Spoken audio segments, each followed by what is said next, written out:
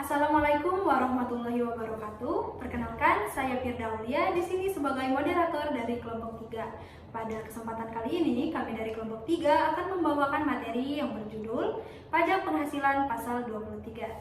Membayar pajak sudah menjadi kewajiban bagi warga negara Indonesia, yang mana segala ketentuannya sudah tercantum di dalam undang-undang.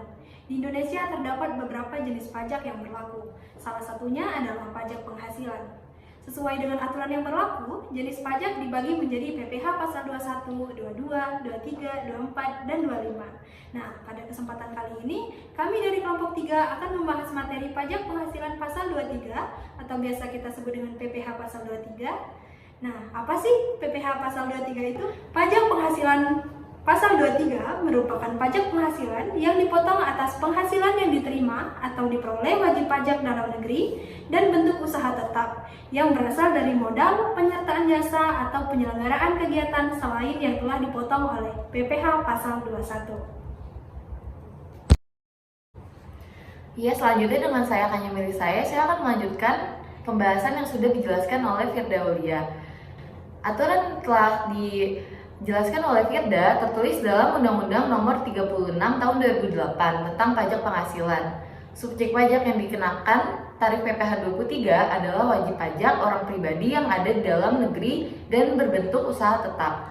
Sementara pihak yang bisa memotong PPh pasal 23 adalah badan pemerintah, subjek pajak dalam negeri, bentuk usaha tetap, orang pribadi, dan penyelenggara kegiatan. Perwakilan perusahaan luar negeri yang ditunjuk Direktur Pajak Jenderal Pajak.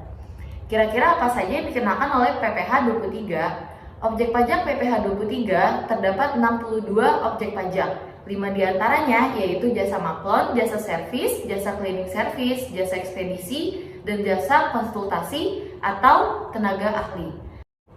Selanjutnya saya Erhida Nurfaiza akan menjelaskan tentang pengecualian PPh 23. Meskipun PPh 23 merupakan pajak penghasilan yang dikenakan atas penghasilan berupa bunga, royalti, sewa, jasa, dan hadiah selain yang telah dipotong oleh PPh 21.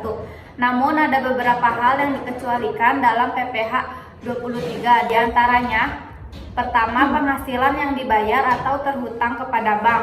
Yang kedua, sewa yang dibayarkan atau terhutang berhubungan sewa guna usaha dengan hak opsi. Yang ketiga, dividen atau bagian laba yang diterima atau diperoleh perseroan terbatas sebagai wajib pajak dalam negeri, koperasi, yayasan, atau organisasi yang sejenis, badan usaha milik negara, badan usaha milik daerah dari penyertaan modal badan usaha yang didirikan atau ditempatan kedudukan di Indonesia. Yang keempat, bunga obligasi yang diterima atau diperoleh perusahaan reksadana. Yang kelima, penghasilan yang diterima atau diperoleh perusahaan modal laba dari badan pasangan usaha yang didirikan dan menjalankan usaha atau kegiatan di Indonesia dengan syarat badan pasangan usaha tersebut.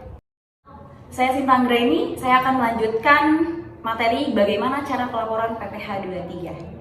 Nah, selanjutnya kita juga harus tahu nih tentang tata cara pelaporan PPh 23. Sebelum tahu tarif PPh 23 berapa persen, siapa sih yang melaporkan PPh 23? Pelaporan PPh pasal 23 dilakukan oleh pihak pemotong. Pihak pemotong ini diantaranya itu yang pertama ada badan pemerintah, yang kedua subjek badan dalam negeri, ada penyelenggaraan kegiatan, ada bentuk usaha tetap, ada perwakilan perusahaan di luar negeri lainnya, orang pribadi sebagai wajib pajak dalam negeri tertentu yang ditunjuk oleh Kepala Kantor Pelayanan Pajak sebagai pemotong PPh pasal 23.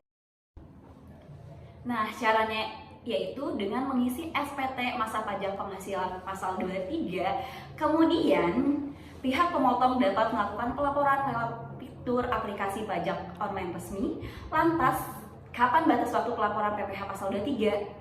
Batas waktu pelaporan PPh 23 yaitu tanggal 21 bulan setelah bulan jatuh tempo untuk PPh 23 terutang.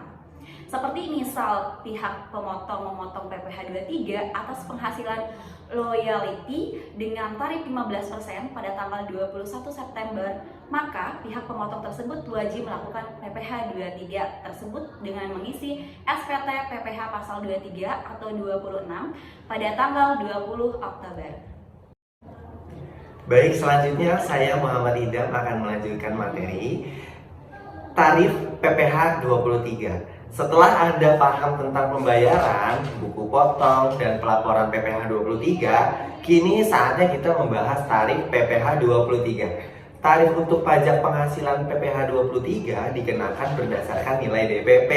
DPP itu dasar pengenaan pajak, atau bisa juga berdasarkan bruto penghasilan. Selain itu, terdapat dua jenis tarif PPh pasal 23 terbaru yang tergantung pada jenis objek PPh 23. Lantas, tarif PPh 23 berapa persen untuk kedua jenis tersebut?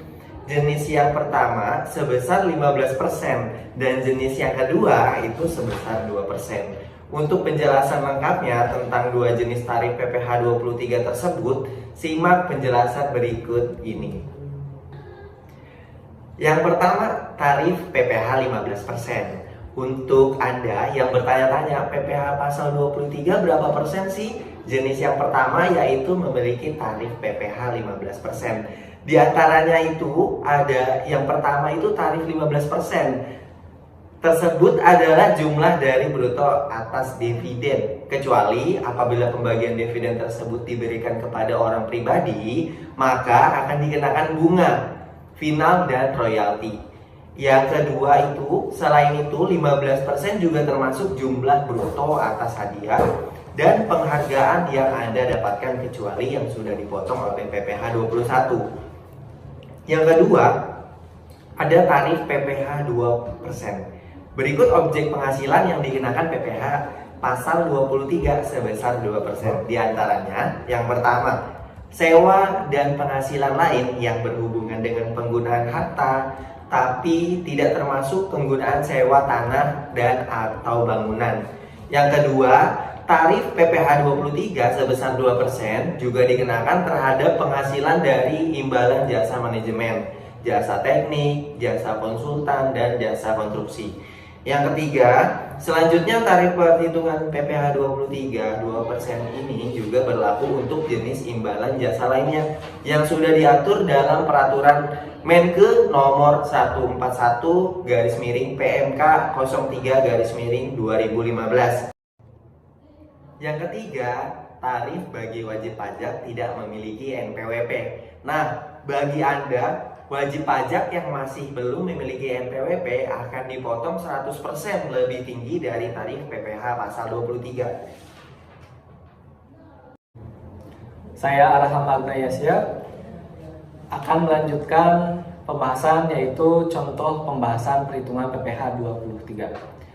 Di sini contohnya perhitungan PPh pasal 23 atas dividen pada tanggal 10 Mei 2022. PT Sasmita Jaya membagikan dividen masing-masing 10 juta kepada 20 pemegang sahamnya. Atas dividen yang dibagikan, PT Sasmita Jaya wajib memungut PPh pasal 23. PPh pasal 23 yang harus dipotong adalah 15% dari 10 juta, yaitu 150.000 per orang. Jadi total PPh yang dipungut PT Sasmita Jaya adalah 3 juta. Saat terhutang, di akhir bulan dilakukan pembayaran yaitu pada tanggal 31 Mei 2022. Saat penyetoran paling lambat 10 Juni 2022. Saat pelaporan paling lambat 20 Juni 2022. Perhitungan PPh pasal 23 atas bunga obligasi. Pada tanggal 3 Januari 2015, PT Sejahtera melakukan pembayaran bunga obligasi kepada PT Damai Sentosa sebesar 75 juta.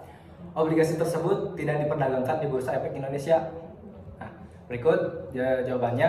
PPh pasal 23 yang harus dipotong oleh PT Sejahtera adalah 15% dari 75 juta, yaitu sebesar Rp11.250.000. Saat terhutang akhir bulan dilakukan pembayaran yaitu pada tanggal 31 Januari 2015. Saat penyetoran paling lambat 10 Februari 2015. Saat pelaporan paling lambat 20 Februari 2015. Demikian pemaparan materi dari kelompok 3 tentang PPH pasal 23, semoga dapat dimengerti dan mudah dipahami. Kurang dan lebihnya kami mohon maaf. Wassalamualaikum warahmatullahi wabarakatuh.